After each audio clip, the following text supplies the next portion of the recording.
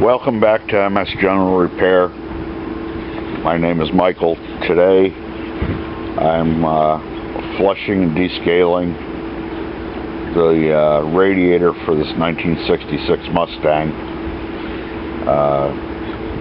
I put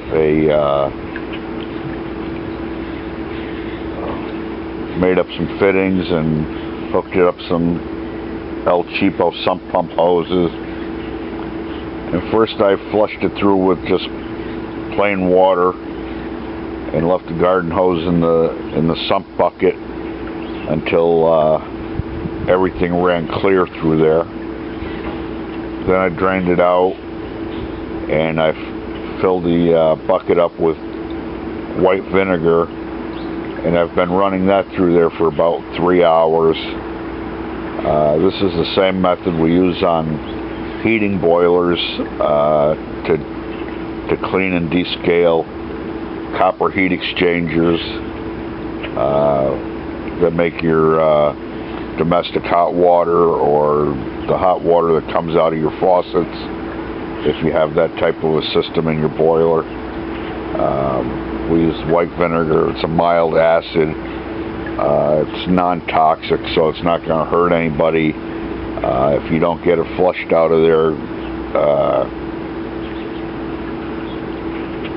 well enough, then the worst that's going to happen to somebody is they're going to get a mouthful of vinegar and have a bad taste in their mouth. But it's not any kind of a caustic chemical that's gonna hurt anyone. So you can see. Let me zoom down to the pump here. This was white vinegar, and it was clear when we started off 3 hours ago. And now you can see by how dark it is how much impurities and everything else that it's removed from the inside of that radiator. The other thing that I've got to do is when I took it out, I found out that the bracket for the left side of the car had completely fallen off the side of the radiator, and the one for the right side, the bottom has broken loose. So I've got to get those cleaned up and reattached, and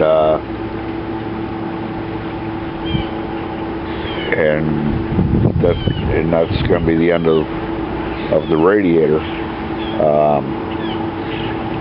And then when I get done with the radiator, I'm going to flush out the engine block on the car, and I'm going to flush out the heater core. The car's been running a little hot. We put a fan shroud on it. A fan shroud was optional in 1966, and that helped a little bit. And I'm hoping that by flushing out the radiator and flushing out the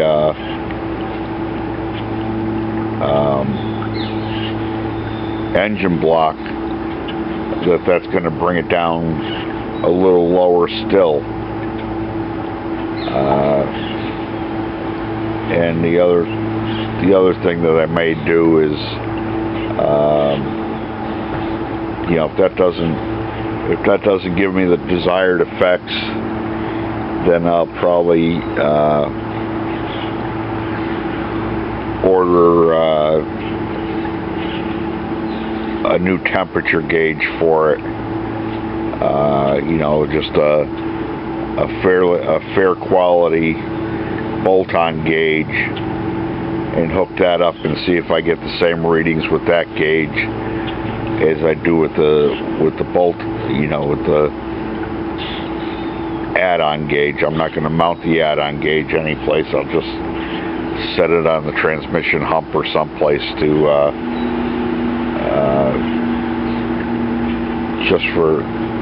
just to use as a diagnostic tool, because you know, it could be the problem maybe that it's running a little hot, and maybe the gauge that's the original gauge in the dash isn't reading exactly properly. And I may be able to also find the specs for what the value is supposed to be coming out of the sending unit and go that route. But in any event, the radiator needed flushing, the block needs flushing, the heater core needs flushing, and I'm glad that I decided to do it, because if I didn't, I wouldn't have known that those brackets had come loose until the radiator fell into the fan, or got a hole rubbed in it, or something. And obviously nothing good was going to come from having those brackets broken loose off the radiator. So that's it for now. I'm going to get set up to flush the block, and I'll bring you back on that.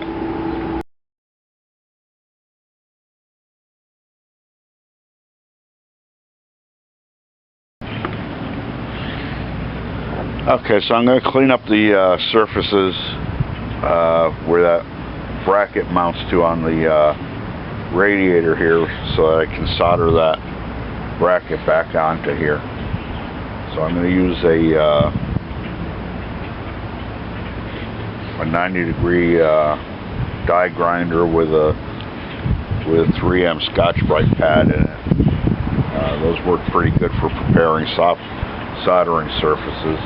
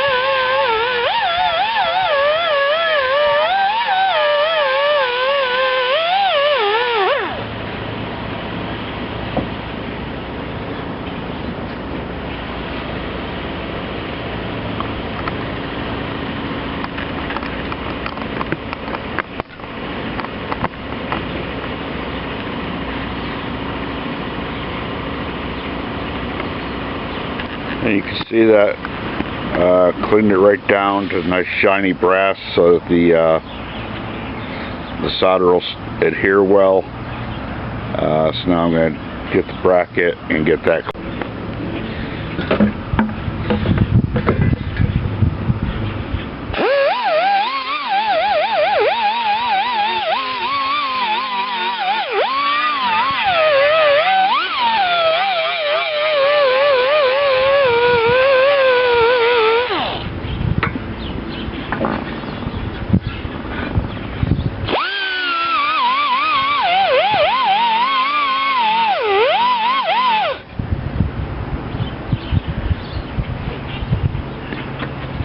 Sorry, my airline was hitting against the tripod there and bouncing around a little bit.